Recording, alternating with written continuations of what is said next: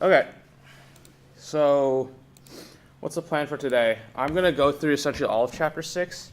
Definitely not going to be able to do this on Friday. So if you're going to be, I guess, watching a recitation, I guess this one's going to be the one to watch. Yeah, so Friday is going to be a lot more abridged than what I'm doing right now. And does anyone have the Twitch link pulled up by any chance? Is it working? I have your channel on my phone right now. It's not on. I mean, I can check my computer, but it's not online right now. It's not online. Ivan Lee, 1997, right? Yeah. Okay. Wait, Audie, you want to check for me? Nope. Thanks. All right. So let's go back to change of basis real quick because it'll be needed for this upcoming chapter. So the thing I did last week in recitation, right, was like I just threw some bases in like some like an augmented matrix, and I just reduced it. And so there was really no like reasoning behind that, or I didn't give a reasoning behind that. So let's just talk about why this happens. So for example, let B equal V1, V2 through Vn. All right, so that's going to be one basis.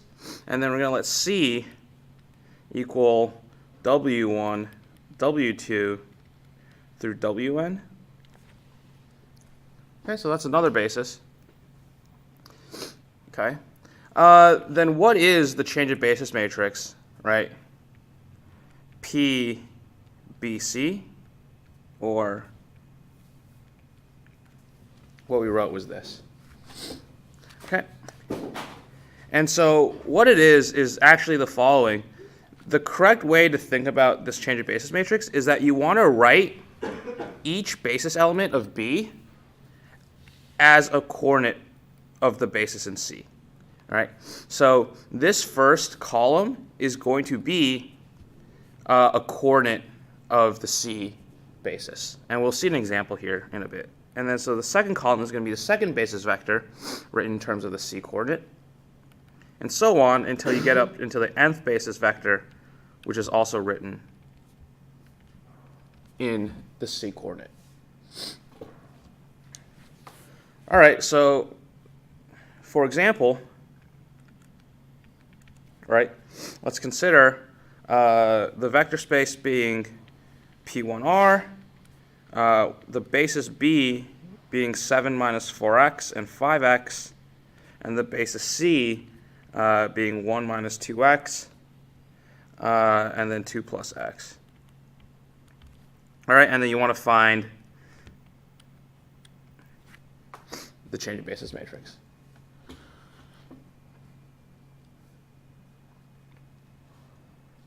Okay, so by the definition of what we gave up here, our change of basis matrix PBC is going to be, right, well, we want to write the first element of B, right, with respect to the basis C. So in this case, we have to write 7 minus 4x in terms of the basis C. And then for the second element, we want to write 5x in terms of the basis C.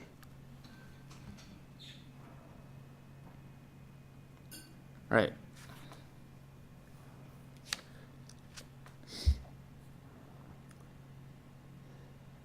Okay.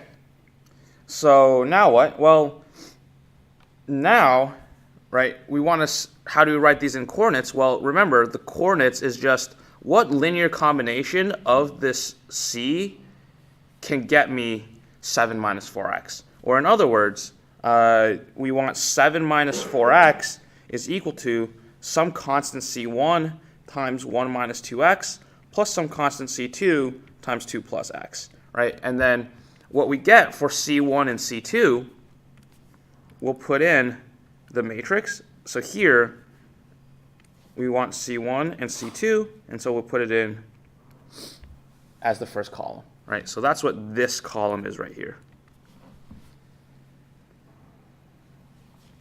All right, so let's solve the system of equations. This is two equations, two unknowns.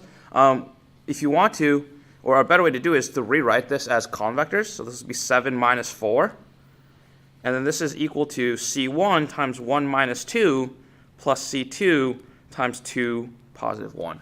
Right? And what I'm doing is I'm just tossing the constant term into the top, and I'm tossing the x term into the second entry. Right?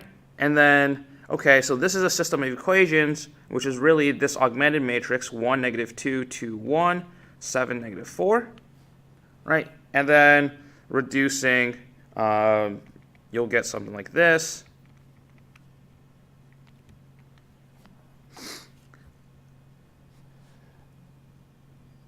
And so what we see is that C2 is equal to 2, and that makes C1 equal to 3. Okay. And now we take 3 and we take 2, and we go back into the change of basis matrix. Thanks, Felix. And we have 3, 2. Okay. And then the same idea holds. So that we took 7 minus 4x up here. Now you want to take the other vector, which is 5x, and that's equal to now some constant k1 times 1 minus 2x plus some constant k2 times 2 plus x. All right, solve this system. 0, 5 is equal to k1, 1 minus 2 plus k2 times 2, 1.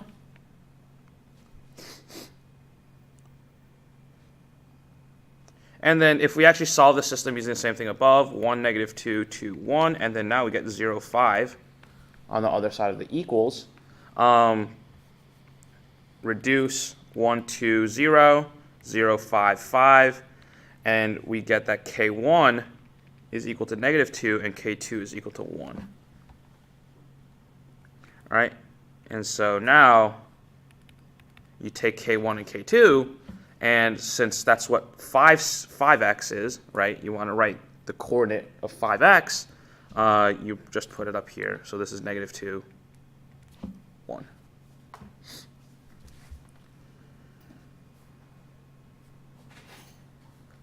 Any questions? So this is what's really going on behind the scenes, or I mean when you don't put it in an augmented matrix.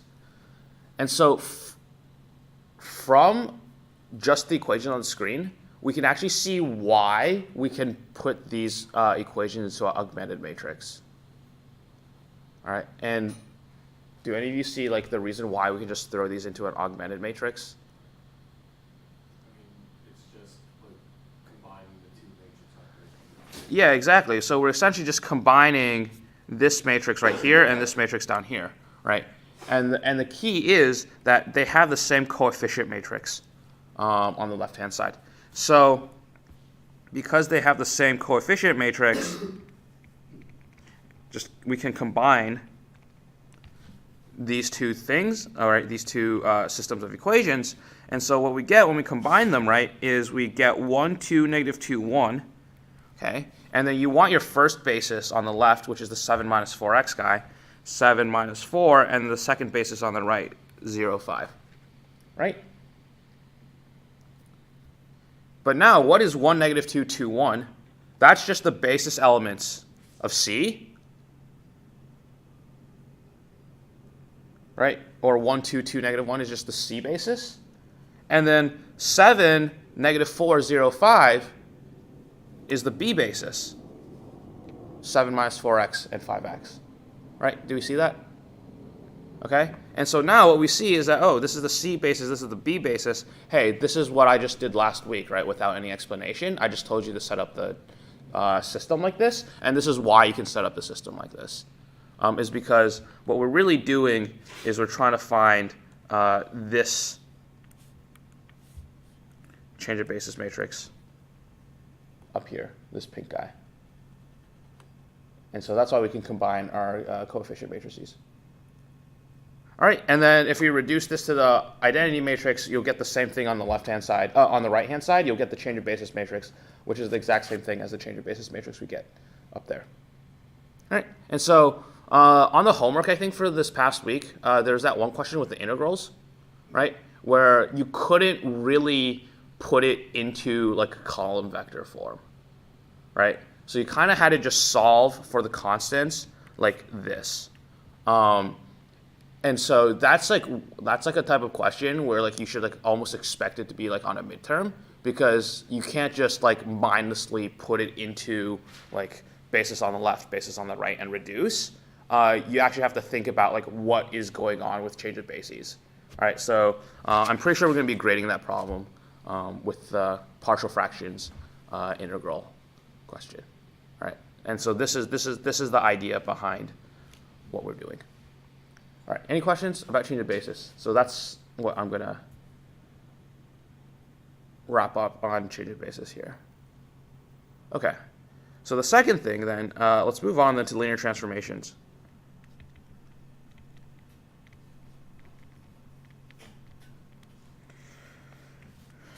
Okay, so it's chapter 6.1. I think this is one of the more confusing sections of the class to people. So, and we'll see a why in a bit here. But let's start off with the definition of a linear transformation, which is a map T from V to W is a linear transformation, and I almost always abbreviate it lin trans, if it satisfies two conditions, or the following.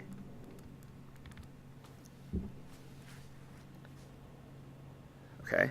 The first condition is that for U and V inside the input vector space, right? So these two are vector spaces, and we'll talk about notation in a bit here. I don't want to tarnish the definition.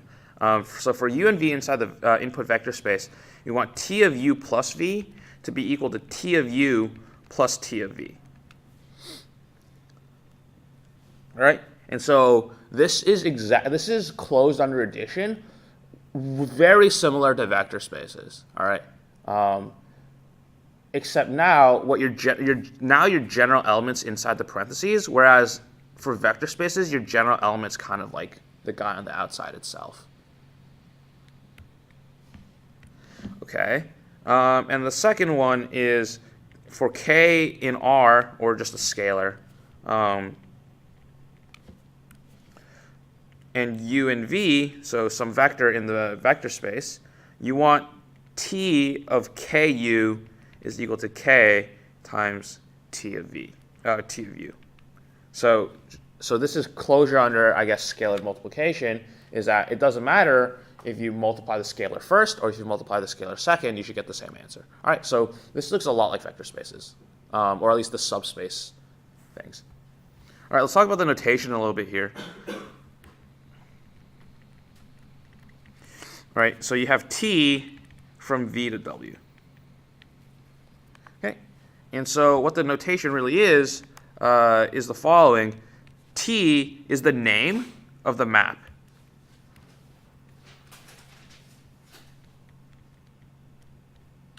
All right, so whatever's on this side of the colon, it's just the name.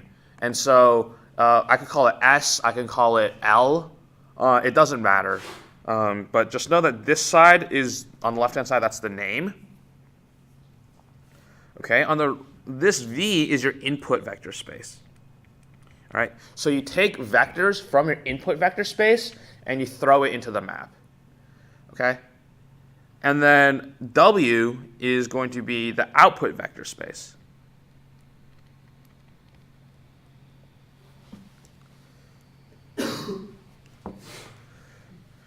Okay, and so whatever you throw into V, it'll come out in W. Yeah. Oh, I have a pretty good idea already, but is there a specific definition for what a map is? Like so you can think of a map as like a function. So a function is a type of map. Okay. So a function is a subset of all maps.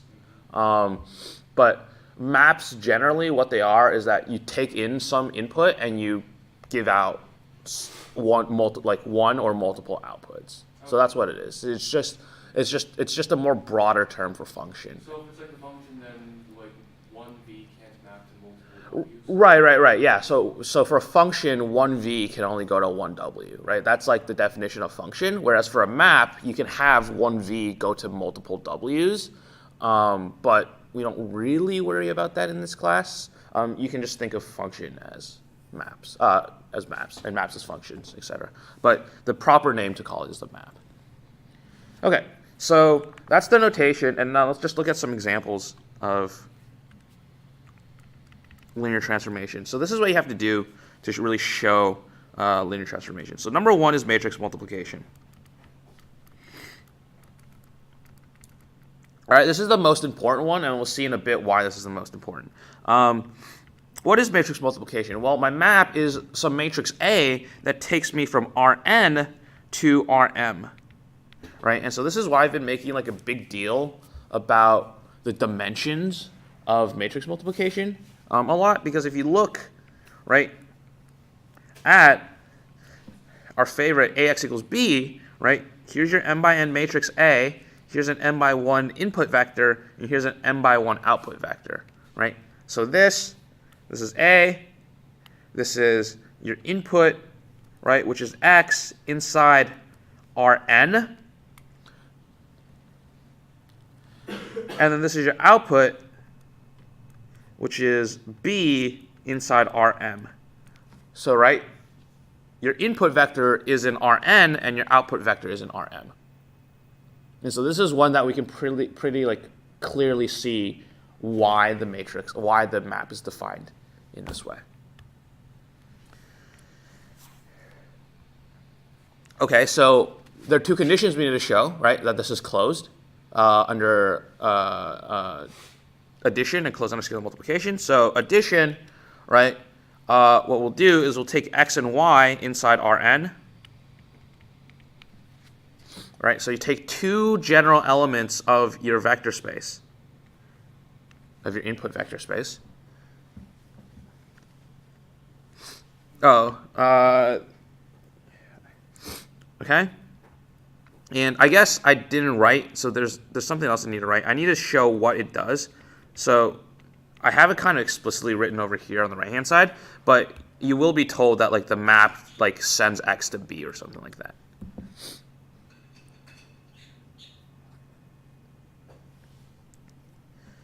Okay, and so now what? So now you have to show that a, x plus y, right? You want to show that this is equal to ax plus ay.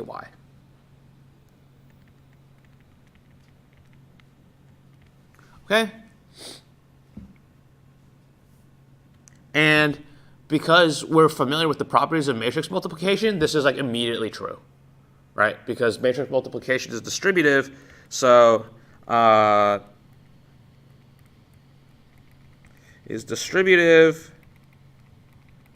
so this it works just straight up. Okay? Same idea holds for scalar multiplication. Right? Now, with scalar multiplication, you take some scalar in R, and you take your general input, x in Rn,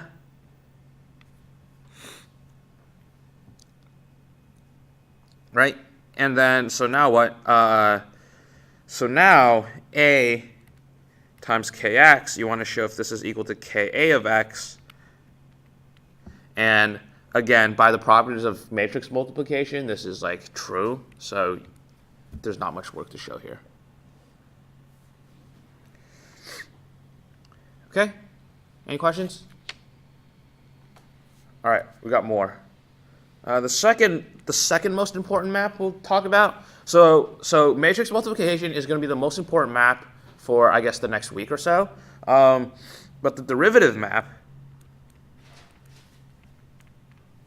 is going to be the most important map we're going to talk about for all of ODEs. All right, so once we get to the ODE section, this is essentially the map that we really only care about. So what is the derivative map?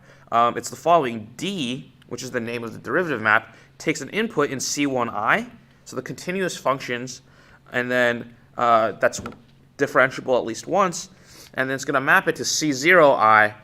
So what this means is that you have some function that's at least once differentiable, and then it just becomes one time less differentiable. Okay? And so what it does, it takes some function f. D of f is going to be equal to f prime.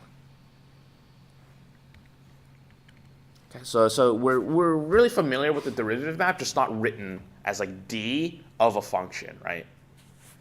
That's the weird part of it. Okay, so closure under addition.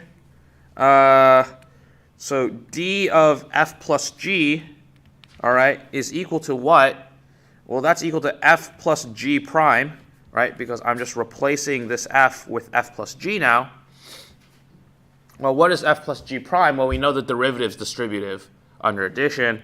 So this is f prime plus g prime. Okay?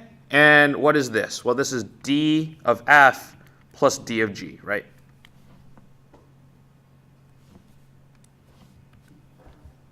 So that works. Scalar multiplication, same idea. D of kf. All right, what is this equal to? It's equal to kf prime, which is equal to, I guess, k times f prime, which is equal to k times the derivative of f. And so that will hold as well. Okay, so once we show the two, we know that they're linear maps.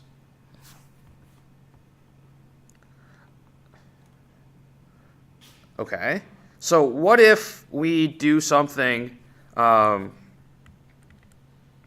so a last example is the following. So let's say I have polynomials from P to R, so the map T takes P to R to M2R, right? And notice that the dimensions of the input and output vector spaces don't have to be the same, right? Because what's the dimension of P2R? 3, right? And what's the dimension of M2R? 4, right? So this is why maps are so powerful, is because we can hop between vector spaces of different dimension, okay? So what does this do? Let's say it takes t of ax squared plus bx plus c, and it takes this element, and that's equal to a, b, c, 0. Okay, so let's show that this is a linear map under addition. Okay, so what are my general elements going to be?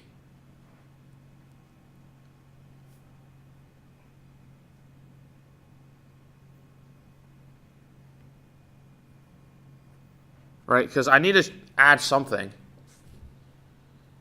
Right, so the general elements are always in the input vector space, right? And I actually give you an example of a general element right here. Okay, so what we do is then we need to take two of the general elements, all right? So let's say we have ax squared plus bx plus c and dx squared plus ex plus f, and these are inside P2R.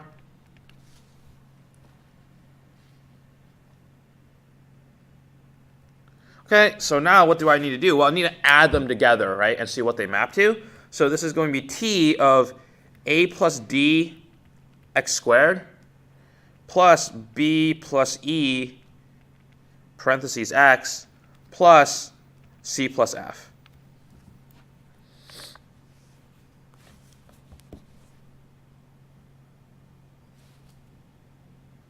Okay. Well, what does this get mapped to?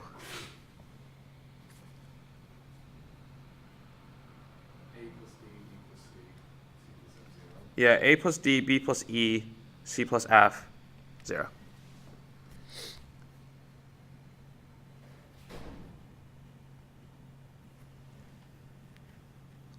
Okay, and then what is this? This is going to be really a, b, c, 0 plus d, e, f, 0, right?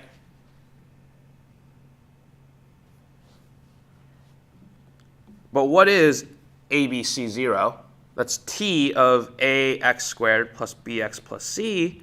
And then df 0 is t of dx squared plus ex plus f. Right? And so because of that, we're good. We've shown closure under addition.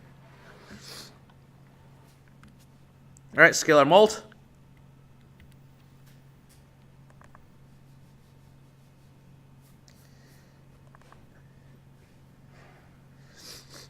Same idea, right?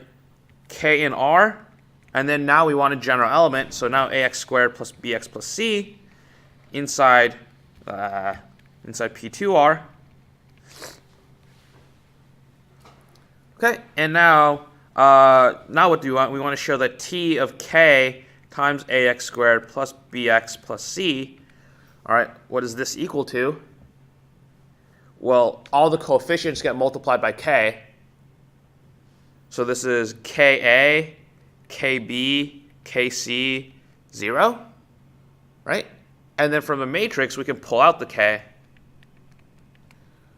So it's k times abc 0, and so that's k times t of ax squared plus bx plus c.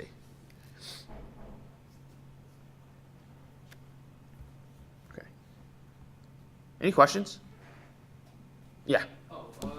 So in lecture, Professor Graf said that every linear transformation can be changed, can be like written in the form of matrix multiplication. We're getting to that. Okay. We're getting to that. So that's why I cover matrix multiplication first, is because that's the point. Yeah, I was curious about the ones for the derivative.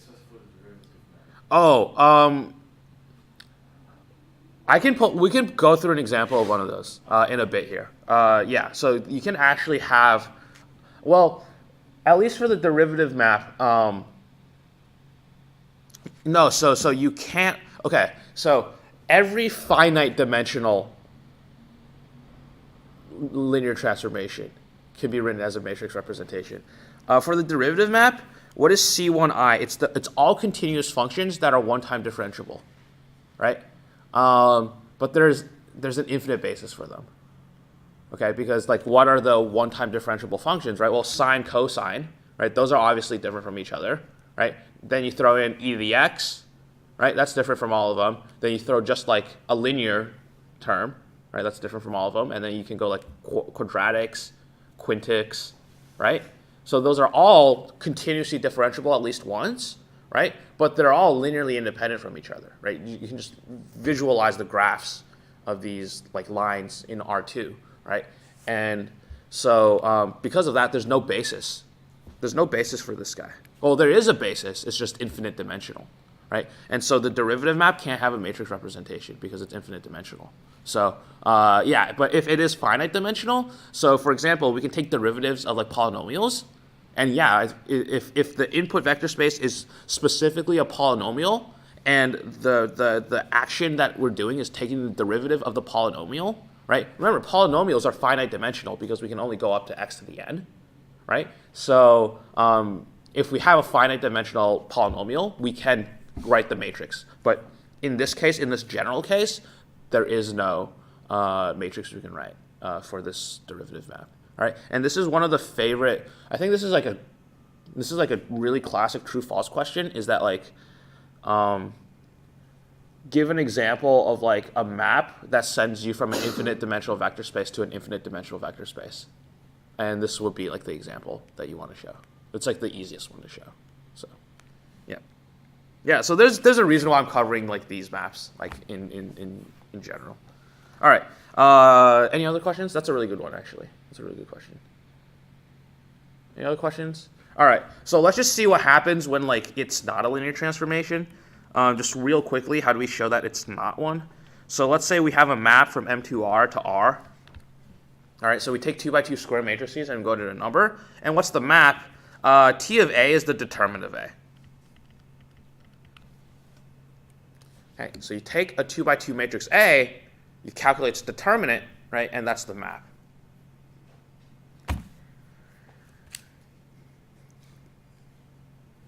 Okay, can we think of why this is not a linear transformation? So with these, so if you think it's not a linear transformation, you just need to come up with a counterexample. Okay? That's all you need to do. And try to think of a simple counterexample. Yeah. I mean, I'm just going to scalar multiplication. Yeah. Multiply the matrix inside by some constant k. Yep. The determinant gets multiplied by k squared. Yeah, exactly, right? So the determinant will get multiplied by k squared. So yeah, we could just come up with an example. So So this is not a linear transformation. And so if you think it's not a linear transformation, you just only need to show that one of the properties fails. Okay? So it's not a linear transformation. So it fails scalar molt. And in fact, it fails closure under addition as well. But this is perfectly fine. So let A equal, I don't know, the identity matrix, and K equal, and then take K in A. Right? Or, I mean, in general, yeah, like Felix, what you said, you can just write that out in words, but I feel like with just a concrete example is a little bit easier. And then so what? Well, T of Ka is equal to the determinant of Kk, right, which is K squared. But K times T of A is equal to K times the determinant of 1, 1, which is equal to K, right? And these are not necessarily equal to each other.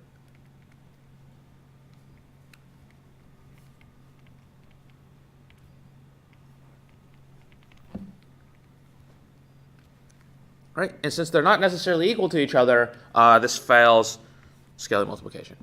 All right, so that's how you show that the map isn't a linear transformation. Okay.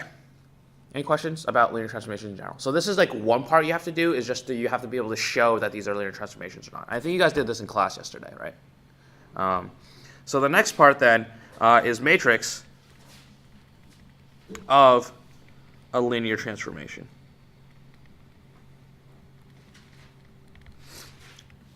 Okay, and yeah, the idea is every linear transformation can be represented by a matrix. Okay, so for example, we can take T from V to W, right? So this is our classic general map. And so what happens is that T can be represented by a matrix A. And then you can say, all right, now I have A. I take some V, little v inside big V. And if I do A multiplied by V, I'll get W. So V in big V, little w in big W. All right, in other words, we say that T of V, right, because a map is like a function, so it's T of some vector, is equal to AV.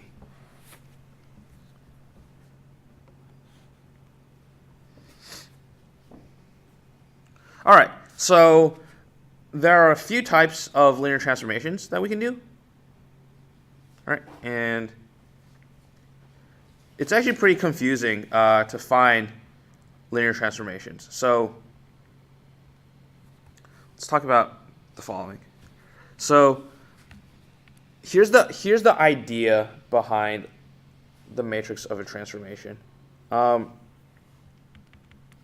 So they're essentially, there's one general type of matrix of transformations, but then they can be split into really specific cases. So there are really three specific cases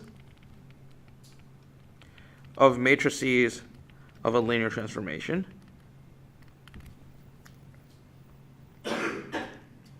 Okay, and I like to think of it as the following analogy. All right, so the analogy is, let's pretend that North Korea developed some really shitty missiles, but they actually could fire and hit someone. Okay, and so here's the following: you have one planet and you have another planet, right? Or you can think of these as countries. Here's V and here's W, right? So in V, what you're going to get is you're going to have some basis, all right? And so E is going to be like your base, all right? And this is going to be your standard basis for your vector space, all right? But in your planet V, you can have multiple bases, right? You can have this basis B, you can have this basis, we can call it Q, right? It doesn't matter. You can have many different bases, and you can launch from any one of these bases, all right? So it doesn't matter which basis you have. You can go from any of them. So you have some rocket, right? You have some missile that gets launched from this planet V. All right, and this missile is essentially your matrix, your matrix of transformation, right? So it's T. So this missile is T. And so what happens is this missile, right? Why is it a really shitty missile? It's because it can only hit one spot on the output space, and it always lands in the standard basis of the output space. All right, so this map T, no matter what basis you put into it first, it'll always land on the standard basis E in the output vector space. So this is where all your explosions are. Okay? However, sometimes you want to hit, other bases inside the other vector space. And in order to do this, in order to get from here to here, we actually need to adjust using a change of basis matrix, right, from E to C. Right? Because my missile can only hit the standard basis. Right, so this is E. Okay, so this is the picture of what's going on. Okay. And so let's see it in use. So here's the first example.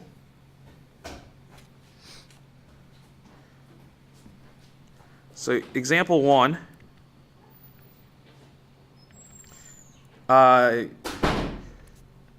You have T from M2R to R2. All right? And the map is T of a matrix A is equal to the trace of A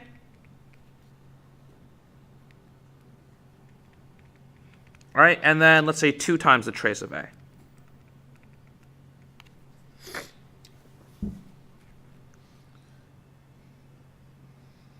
Okay, so what does this mean? It just means that your output vector space, this first entry is just the trace of A, and the second entry is 2 times the trace of A. Okay? So what do you want to find? You want to find TBC, all right, where B is the standard basis of M2R, and C is the standard basis of R2. All right, or in other words, B is 1, 0, 0, 1, 1, 0, 0, 0, 0, 1, 0, 0, 0, 0, 1, 0, 0, 0, 0, 1, and then C is 1, 0, 0, 1. Okay, so here's your map, here are your bases, and you want to find the matrix of transformation, essentially what this picture is right up here, right?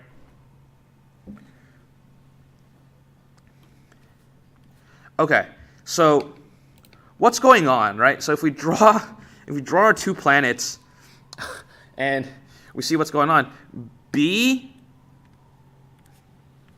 right? So this is V and this is W and this is C. Well, B is the standard basis, right? So what do I do? Well, then this map, right, will always just hit your basis C. So what I'm saying is, what we do is the following. We plug in the basis elements of B into the map. All right, so this thing gets launched from B, which means we plug in basis elements of B into the map. All right? And then over here, since C is the standard basis, we're done. All we have to do is just plug in our basis elements into the map. All right? There's no change of basis that we need to do afterwards. So let's see this in action. So first of all, we need to figure out the dimension of our matrix, right? So the dimension of TBC or we can just write TBC. So we know it's going to be a matrix, but what are its dimensions, right? So what's the dimension of my input vector space? 4. And what's the dimension of my output vector space? 2. Okay? So the way your matrix dimension is set up, it's always output vector space is the number of rows. So this is a 2 by 4 matrix. All right? So it's like backwards. It's a 2 by 4 matrix. So this is going to be a 2 by 4 matrix. Okay? What's going to be in the first column? Well, in the first column, I'm going to have T of V1. All right? In the second column, I'm going to have T of V2. In the third column, I'm going to have T of V3. And the fourth column, I'm going to have T of V4. Right? Where the basis B is equal to V1, V2, V3, V4 basis for your vector space V. Okay, so I have that written all up here as well, right? So here's the basis B. It's your standard basis, right? And so now we just got to plug it into the map.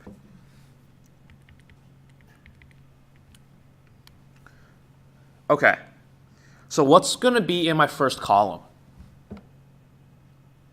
Well, it's going to be T of V1, right? So this first column is going to be T of V1, which is T of 1, 0, 0, 0, right? Because 1, 0, 0, 0 is my first element of B. Okay? But what does T do? T sends the matrix into the trace of the matrix and then 2 times the trace of the matrix. Okay? So what is going to be the output of T of 1, 0, 0, 0? 1, 2. Right? Because this is trace of A, and then this is 2 times the trace of A. Right? And so now, in the first column, I'm going to put 1, 2. All right? And so we continue doing this. Right? Now we have T of V2. Well, now this is T of 0, 1, 0, 0.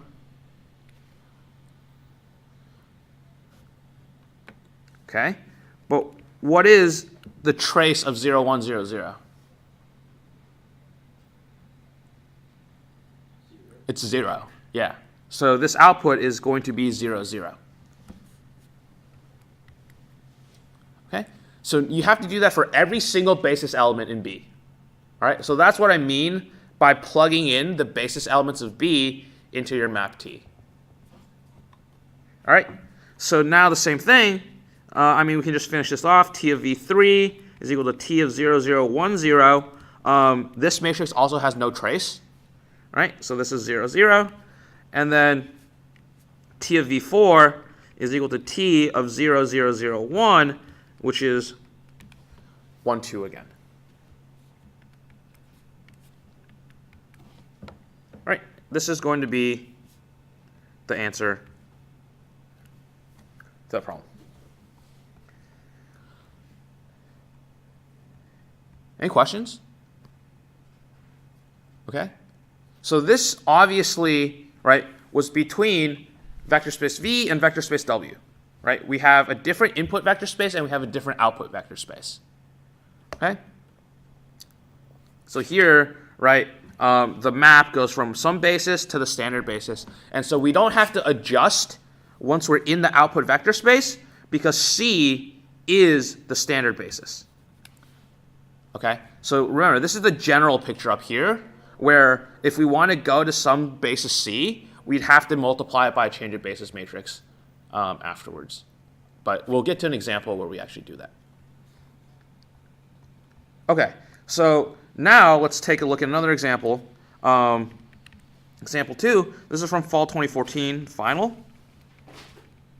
Okay, and so now this is going to be so this is going to address the question that you asked Felix, when, like, how do you take a derivative map, right? And so this is the derivative map applied to polynomials. So what we want to do is we want to find the trace of TBB, okay? And this is what the question is asking. You're given that T is a map from P3 to P3, right? So third degree polynomials to third degree polynomials. And you're told the following. You're told that T of P is equal to x squared times P triple prime, all right, minus x squared P double prime minus P prime plus P. Okay, so it seems really confusing at first, but we'll get to like what this means.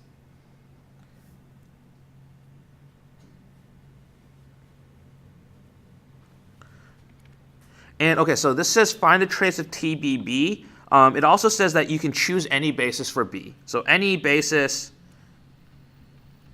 B of the vector space P3. So you can choose any basis for third degree polynomials that you want.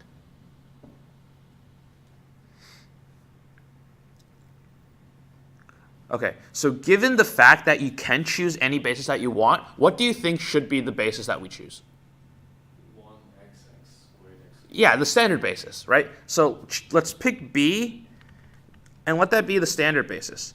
1x x squared x cubed. Right? The standard basis.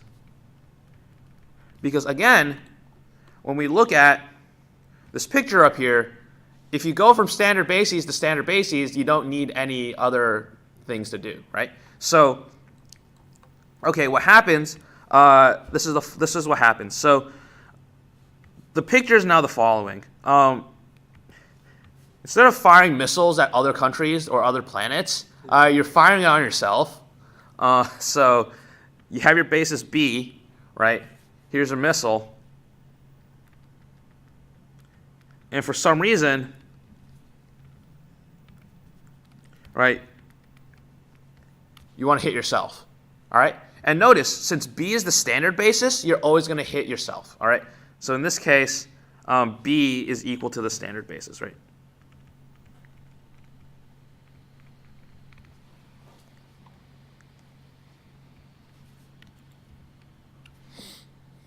Okay, are we good with this picture? So if you're going from different bases, like let's say we picked different bases for B. Let's say we didn't pick the standard basis, right? If we did not pick the standard basis, so if B,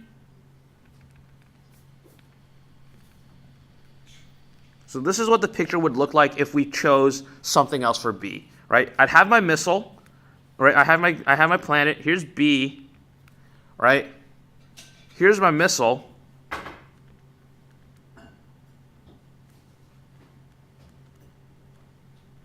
Okay? But again, your missile's so trash that can only ever hit the standard basis. All right? So that means even if you're trying to hit B, you would end up hitting the standard basis instead. Okay? And then you would need to change your basis matrix from E to B. Okay?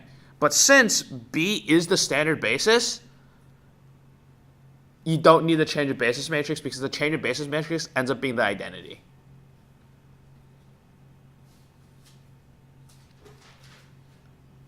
Okay, so this is its own case. So this is what happens when you go from the same vector space, but like not the standard basis inside that vector space. All right, I might not be able to get to an example of this, but this example is on your homework. Or on the recitation homework for next week. So this is what. So you need to adjust with the change of basis matrix. All right, but here the key idea is that B is the standard basis. Okay, so what do I do? Well, the idea is the same. You just plug in your standard basis into your map. All right, so here's TBB, right? What are the dimensions of TBB? Right? What's the dimension of my input vector space?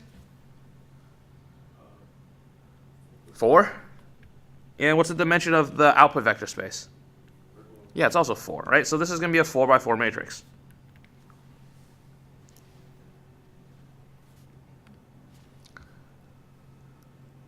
right? What goes in the first column?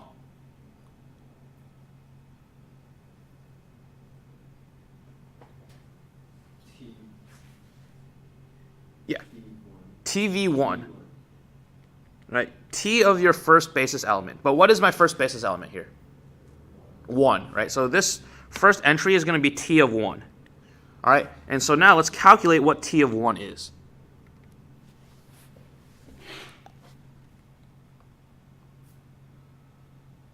Well, here's your map, right? X squared P triple prime minus X squared P double prime minus P prime plus P, right? Except now replace P with 1. So what do I get? I get X squared times 1 triple prime, which is a 0, right?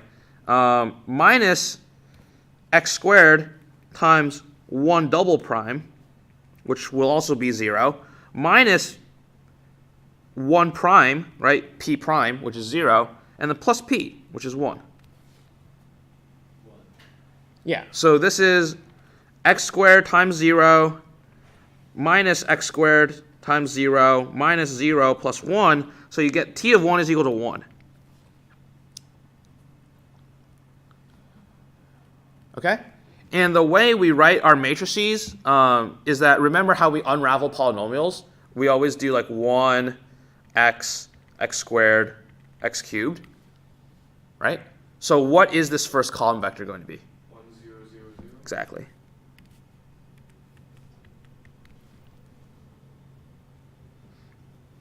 All right, so now same thing, T of x.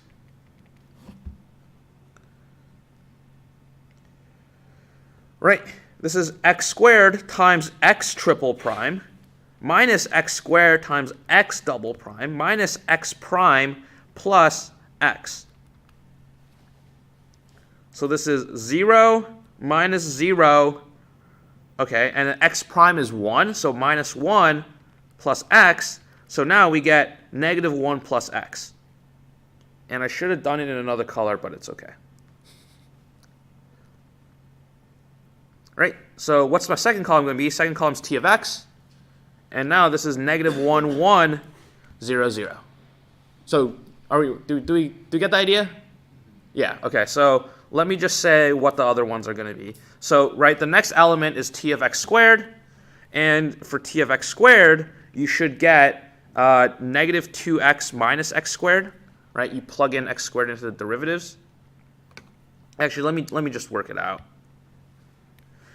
X squared times x squared triple prime minus x squared times x squared double prime minus x squared prime plus x squared.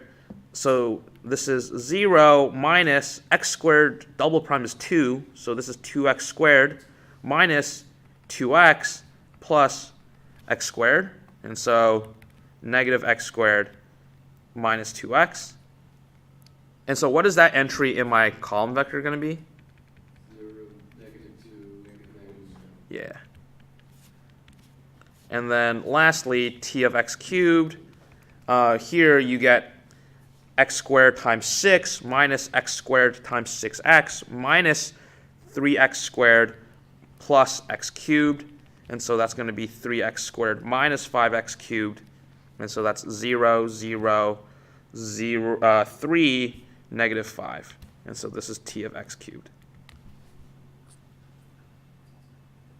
Okay, but what was the question asking for originally? Trace? The trace. So what's the trace of this matrix? Negative 6. Not quite. 6. Negative 4. Yeah, negative 4.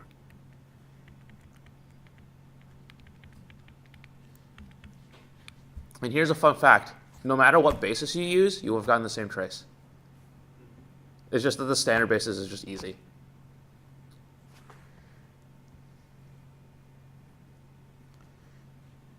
Okay.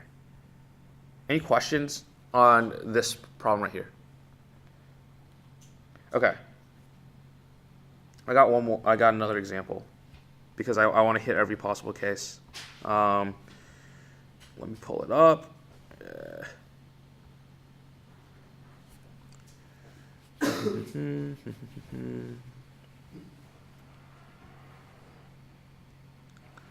Okay, standard basis is not fun. Okay, that's the wrong one. Please tell me I have something here.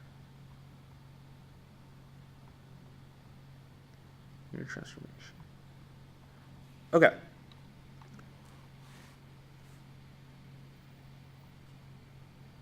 Okay, cool. All right, so here is the third example. All right, this is from the 2017 midterm.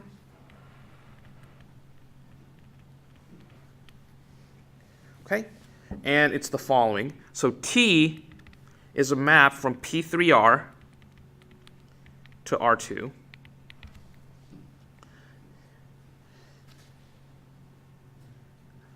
All right, and get ready for this one. The map's given really weird. T of f of x is equal to f prime at 0 and f at 0.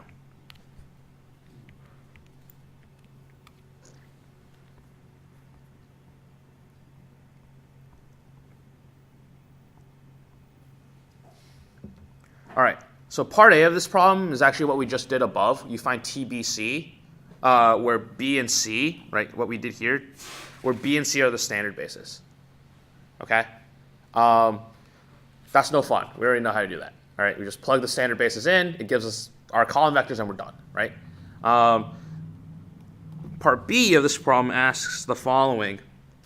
Find TBC, where B is equal to 1 plus x squared, and x squared, and C is equal to 1, 2, 2, 3.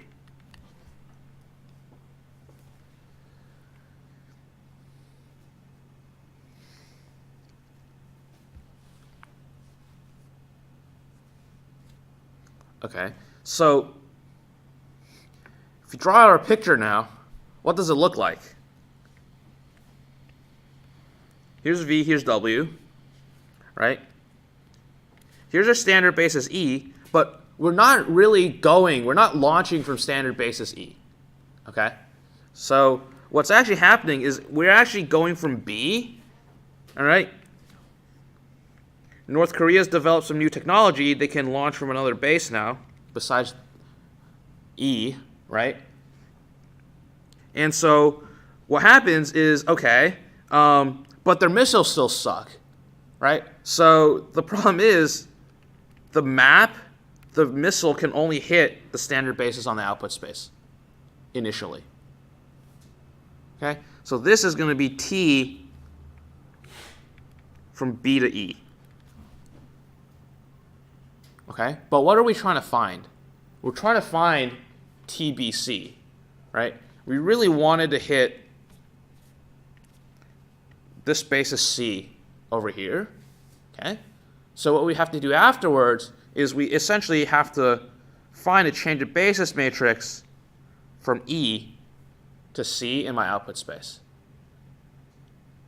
So this general roadmap of what we're going to do makes sense, okay? So the idea that I really want to hammer home is that your missiles suck. You always end up at the standard basis of the output space, no matter what your inputs are.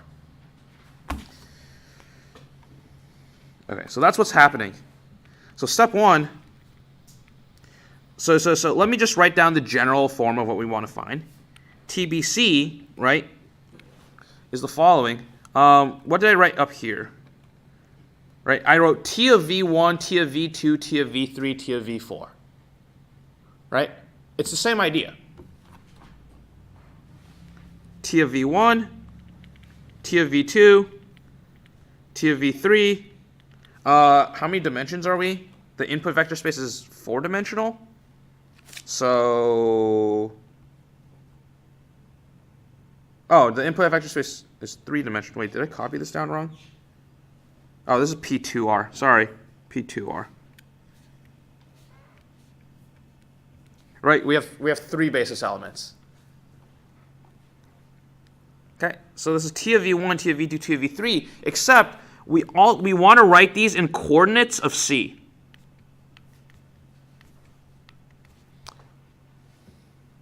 Okay, so this is what we're going for. So remember how we did the coordinate stuff with the change of basis, like the first thing we did today? Right? We had, for the change of basis matrix, you saw these bracket C's as well. This is the idea. This is why we need a change of basis matrix.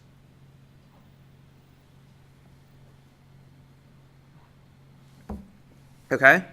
So we're going to break this up into two steps. We're going to find TBE, and then we're going to find the change of basis matrix from E to C, and then we're good.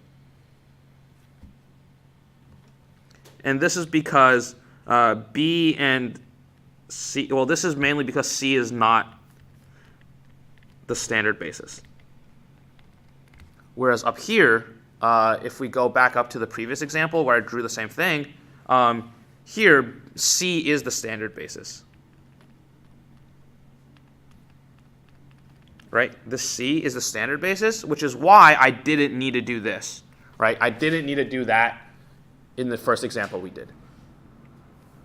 Are we 100% clear on why we need a change of basis matrix here and we don't need it in the first example? Like, I want to make this like as clear as I possibly can, because this is where everyone gets lost. Like, why do we need a change of basis matrix, et cetera, et cetera.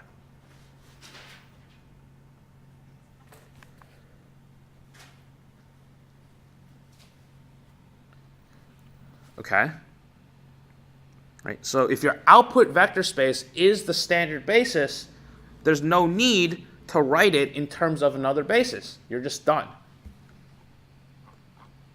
But here, in this example, C is not the standard basis, so we need a change of basis matrix. All right, step one.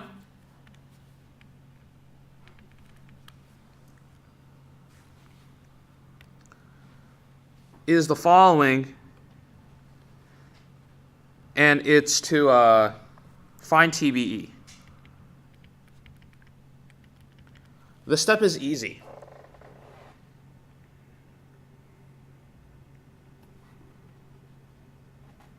All right? Because what is E? E is the standard basis, right? So what do? We just plug in our basis for B into the map, and we're done. Okay? So TBE is a matrix. That's what dimension? 2 by 3. 2 by 3, exactly. Right? Input is 3-dimensional. Output is 2-dimensional. So this is a 2 by 3 matrix. All right? What goes in the first column? T of what?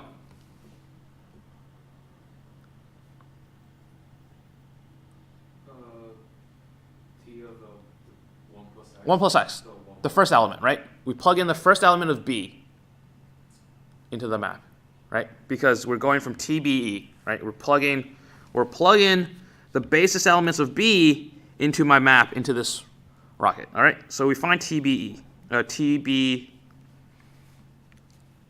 T of 1 plus x. All right, but what is T of 1 plus x, right? Well, it's f prime at 0 and f at 0. So I guess, right? So first we want to find what 1 plus x prime is. All right, and what is that? That's just 1. Right? I guess, okay, so maybe, what's the better way to say this? F of x is equal to 1 plus x, right? Because the map says T of f of x, right? So since we're plugging in 1 plus x for f of x, we can say f of x is equal to 1 plus x. So what is f prime of x? F prime of x is equal to 1. All right. What's f at 0? 1, right? It's 1 plus 0, which is equal to 1. And then what's f prime at 0? Well, this is always a constant value 1. So no matter what x value we plug in, that's just going to be 1. Okay? So this is 1, 1.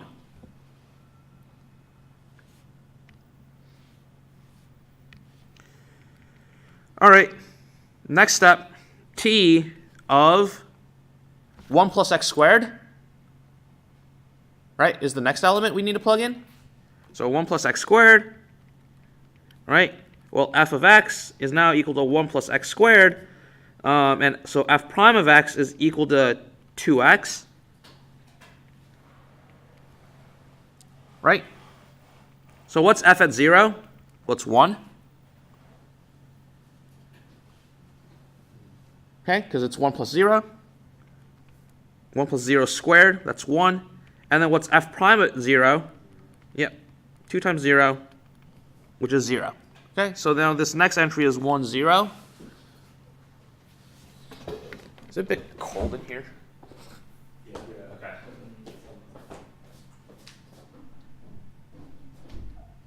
See, this is the problem with DRL. It's like 90 degrees or it's 40 degrees. I thought you said they had a steel furnace. Here it is.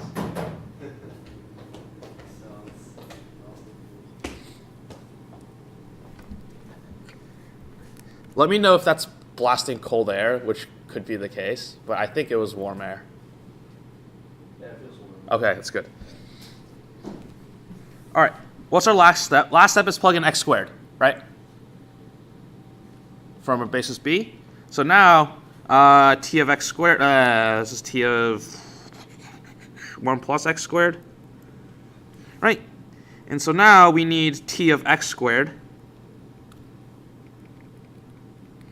So f of x is equal to x squared. F prime of x is equal to 2x. All right. F at 0 is 0 squared. That's 0. F prime at 0 is equal to 2 times 0. That's equal to 0. So this is 0, 0.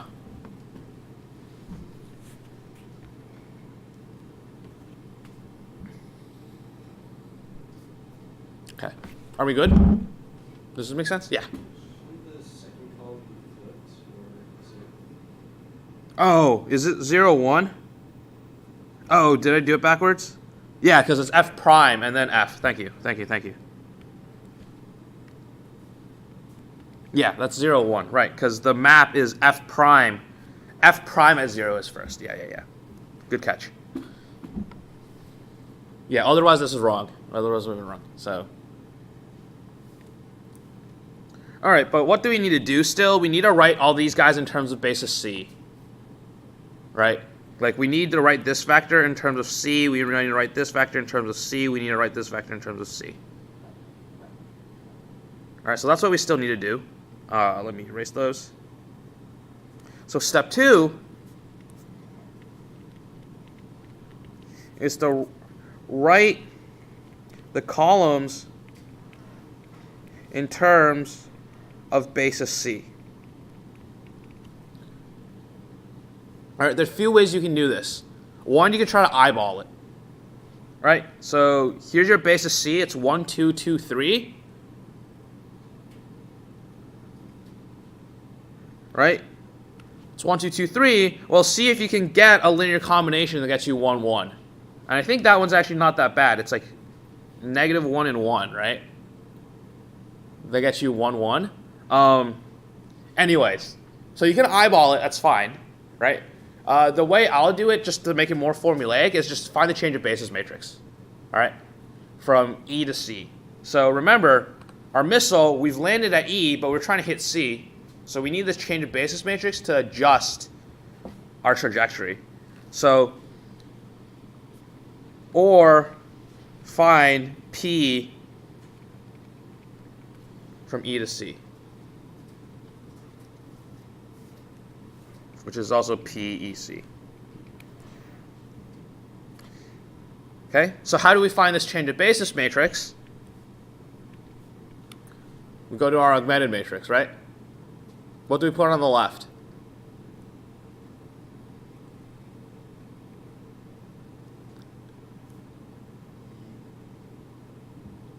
No, we put C on the left. This is actually a good teaching time. Notice how this is written, right? E is on the right, C is on the left. That's exactly how you put your change of basis stuff in. All right, so you put C on the left because it's on the left here. Okay, so what are my bases for C? Exactly, right? So C is on the left. C goes on the left. What is my basis for E? 1, 0, 0, 1, right? E is always going to be, this is always going to be the identity matrix on the right-hand side if it's the standard basis. All right, so this is E. All right. Do we want to go through the row reduction at all? Let me just give you the change of basis matrix, okay? Yeah. So you row reduce, and you get this guy. So this is your change of basis matrix, PEC, right?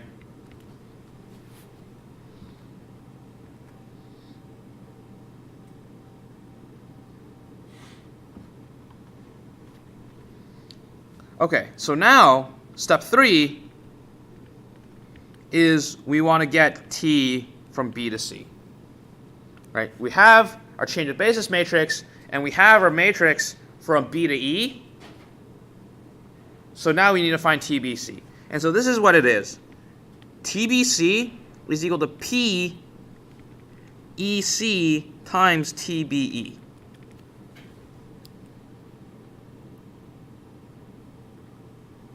Does the order matter? Yes, yes, it does. Right? Because just think of what we have right here.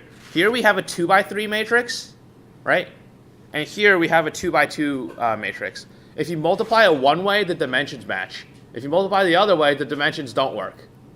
Right? So the order absolutely matters. And how do you figure out the order? You can think of it this way, right? This is T from B to C, right? Well, this is P from E to C, and this is T from B to E. So what's really going on? So you're starting at B, right? This is exactly what our picture is. You start at basis B, you get launched to basis E, right? And then from basis E, you get launched to basis C, right? And so now you go from B to C. See how the arrows are connecting B to C? Well, that's exactly what we wanted. We want the arrows from B to C, right? And if you write it the other way, it doesn't work out like that, right? Because if you wrote it like this is wrong. T, B, E, P, E, C, right? This is why the order matters. Because you start at basis E, you go to basis C, and now you're stuck.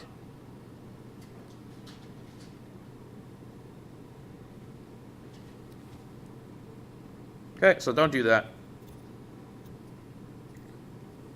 See, I told you, it warmed up so quickly. All right, so now what? Okay, so TBC is equal to my change of basis matrix, -3,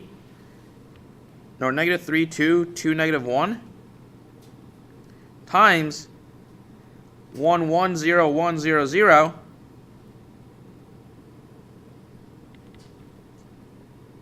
and so what do I get? I get -1, 1, 2, -1, 0, 0.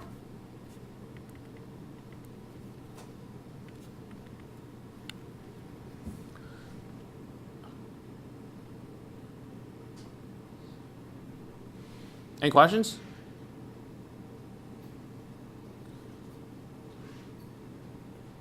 This is more or less all the cases. There's one more case actually. So we covered 3 types of examples, right? We covered where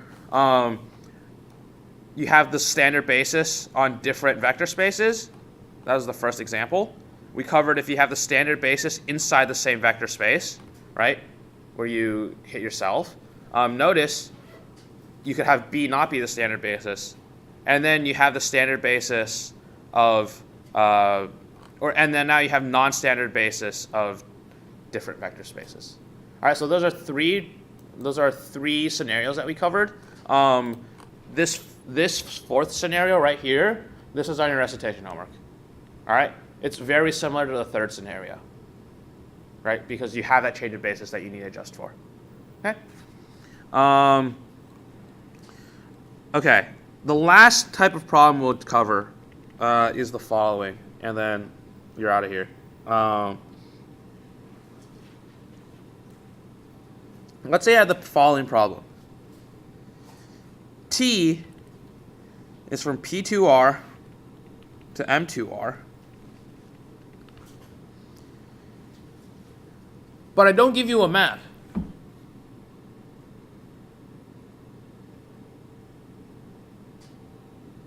All right. Notice what I gave you in the previous. What did I always give you in the previous examples? A map. I tell you the input vector space. I tell you the output vector space, right? But then I tell you a map, right? And then up here, right? Here's your map, right? You always get a map until you don't. All right. But now what can I tell you? Now I'll tell you where some elements are sent to, right? So instead of explicitly telling you the map, I tell you the following. I say t of x squared minus x minus 3 is equal to -2, -4, 1, -4.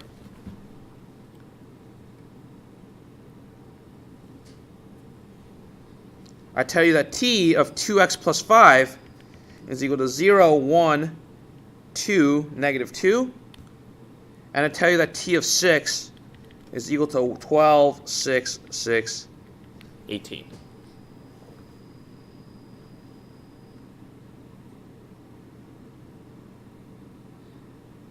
Okay? The question is, find t.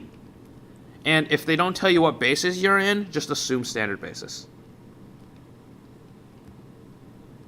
All right. If there's nothing telling you what basis you're explicitly in, just assume the standard basis. It makes life the easiest, right?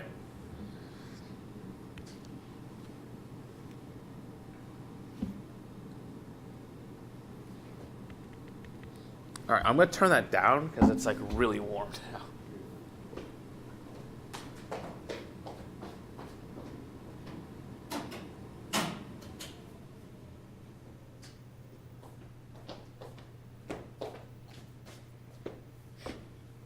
Okay, so what is t? Well, we can still find the dimensions of t, right? What are the dimensions of t? 4 by 3. 4 by 3. This is 4, this is 3.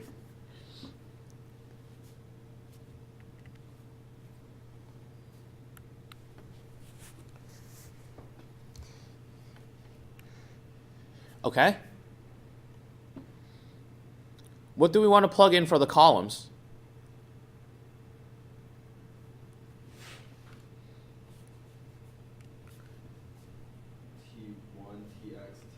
Exactly. T1, Tx, Tx squared, right? I told you to assume the standard basis, right? T1, Tx, Tx squared. But do we have T1, Tx, Tx squared? We can find out from there. Yes, we can find out T1, Tx, Tx squared from these guys. All right? That's exactly what we want to do. Which one do you think is the easiest to find? T1. T1, why? Because we have T6. Yeah, exactly. T6 is equal to 6 times T1, right? So this is where we make you use the properties of linear transformation. So T6 is equal to 6 times T1, right? Which was equal to 12, 6, 6, 18. So if 6 times T1 is equal to 12, 6, 6, 18, what's T1 equal to? 2. Yep. 2, 1, 1, 2.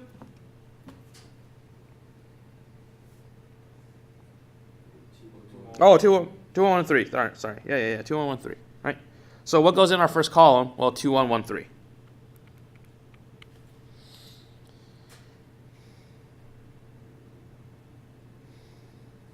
Okay.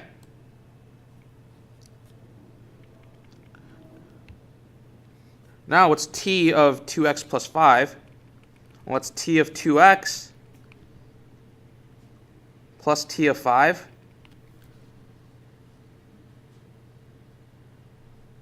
But we know what t of 1 is, so we can find what t of 5 is, right? So, well, okay, so first of all, t of 2x plus 5 is equal to 0, 1, 2, -2. Okay, t of 5 is equal to 5 times t of 1, which is 10, 2, 10, 5, 5, 15.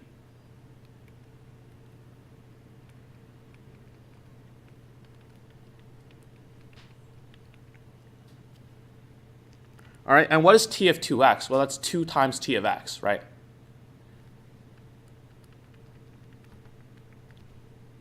All right, so we have 2 times t of x plus 10, 5, 5, 15 is equal to 0, 1, 2, negative 2. All right, so what do we want to do? We want to solve for t of x. Okay? And so we get t of x is equal to 0, 1/2 times 0, 1, 2, negative 2 minus 10, 5, 5, 15, which is 5 or negative 5 minus 2 minus 3 halves. God, minus 17 halves.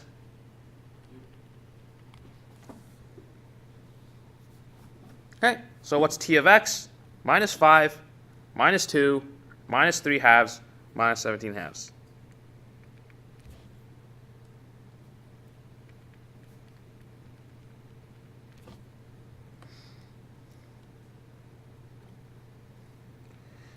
All right, let me just write this a little better.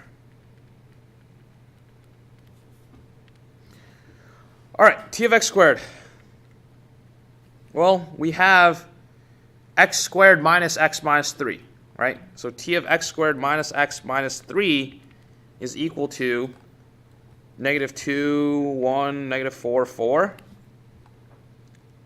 Negative 4, negative 4. Okay? Well, this is equal to t of x squared minus t of x minus t of 3 is equal to negative 2, 1, negative 4, negative 4. We just found t of x. Right? What was t of x? Well, it was this trash.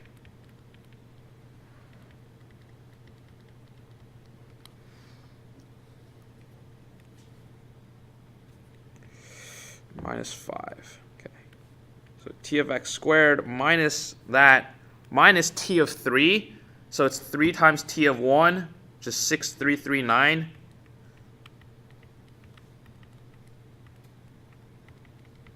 Okay, and if you solve for t of x squared, you'll get negative 1, 2, negative 5 halves, negative 1/2. Okay, so now you get negative 1, 2,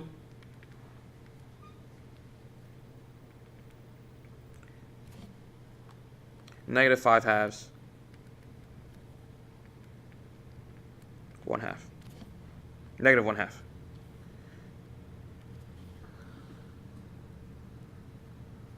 Okay. Any questions? Any questions about this method? You see how it's different from the previous types of problems? All right. Did we like trying to find all these linear combinations? There's a shortcut. All right, or it's kind of a shortcut. All right, so there's an easier way to do this problem. Let's think of what we're actually doing here. What's going on?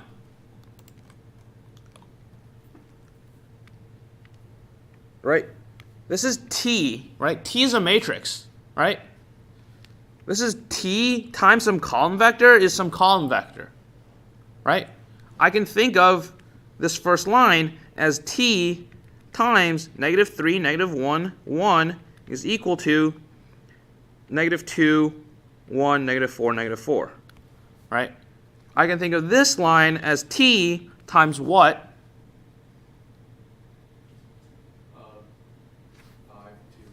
520 is equal to 0, 1, 2, negative 2. I can think of this line as T times 600 is equal to 12, 6, 6, 18.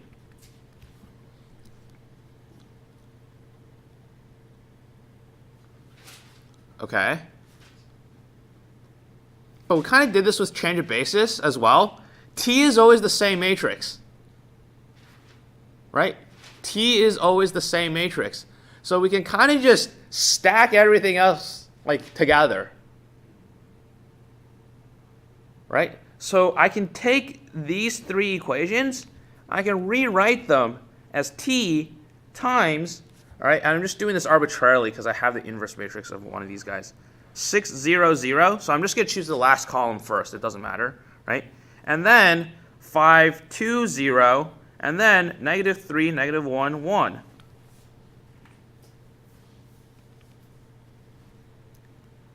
So I took this column first, this column second, and the last column third. Just arbitrarily. It actually doesn't matter. You'll get the same answer if you regardless, but I just did it this way. Yeah, it doesn't matter which columns you put in where. Okay, but what does that have to equal on the right-hand side? What does the first column of my matrix on the right-hand side have to be? 12, 6, 6. Yeah, 12, 6, 6, 8. It has to be the column corresponding to 6, 0, 0, 0. Or 6, 0, 0. All right, what does the second column have to be?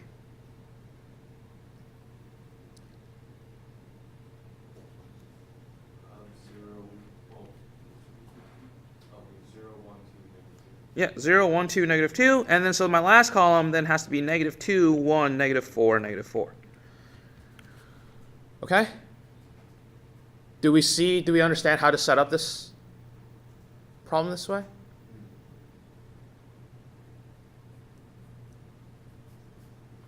Okay. Are we all good in setting up the problem, right? So we can turn them into a matrix multiplication. How do we solve for t? Take the inverse of the matrix. Yes, take the inverse of this guy and multiply it on the right. Okay, so let's go down here, right? So the other way to do it is now we have t times 6, 5, negative 3, 0, 2, negative 1, 0, 0, 1 is equal to 12, 6, 6, 18, 0, 1, 2, negative 2, negative 2, 1, negative 4, negative 4.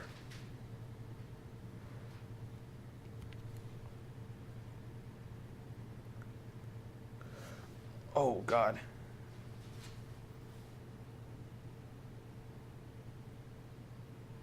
Okay. Does someone want to check my math on this entry? I got negative 7 over 2. Yeah, I think you're right. Because what I'm looking, I did this problem last year. I'm looking at my notes, and I'm like, I copied the matrix down wrong. Okay. So that entry has to be wrong. I think you're right. You're right. So this is negative 7 halves. Yeah, this entry is negative 7 halves. The work is correct. I just didn't write the right answer up there. So you're right. Okay. So now take the inverse of this guy, right? I'll let you know that 6, 5, negative 3, 0, 2, negative 1, 0, 0, 1. The inverse of this guy is 1/6, negative 5/12, 1/2, 1/12, 1/2, 1. Okay? So now this is simply, you multiply both sides by the inverse. Negative 3, 1, 1 times the inverse. 1/6, negative 5/12, 1/2, 1/12, 1/2, 1 is equal to 12, 6, 6, 8, 0, 1, 2, negative 2, negative 2, 1, negative 4, negative 4, multiplied by the inverse, 1/6, negative 5/12, 1/12, 1/2, 1/2, 1. All right. What happens on the left? They die. And you get t is equal to, and it should be the exact same thing as we got before. 2, 1, 1, 3, negative 5, negative 2, negative 3 halves, negative 17 halves, and negative 1, 2, negative 5 halves, negative 7 halves. That's the exact same thing we did before, right? So there are two ways of doing this problem. Up to you to decide which one's easier or not, okay? I like the inverse way better, but I didn't want to just I just didn't want to just give you the inverse way without saying like why we can do it that way. And here you can see why. It's because we're solving those linear combinations here. All right, that's literally all of chapter 6. McGrath will get to this tomorrow in class with more examples. And then next week we'll start eigenvalues, eigenvectors, which is, I mean, this stuff's pretty fun, but that's where the real stuff in this class like starts. So thanks for showing up, by the way. No problem. I was gonna be here anyways, so I decided why not. Hopefully you guys didn't get memed into showing up. That's Yeah, I don't want to compare at 8 a.m. on Friday. Yeah, okay, that's cool. Yeah, so on Friday, so this was like an hour and a half, right? Like on Friday, I don't know like what I'm gonna cut because I want to cover all of it. But I'll probably do a really abridged version on Friday and just tell the people to look at the Wednesday recitation recording because that's probably the better one to look at. Yeah, because this is thorough. This is everything. All right, cool. You on your exam? Oh yeah. Okay, just let me clean up here. I'll be down. Yeah. All right. Have a good day, guys. Yeah, you too. Enjoy your snow day off. Stop streaming.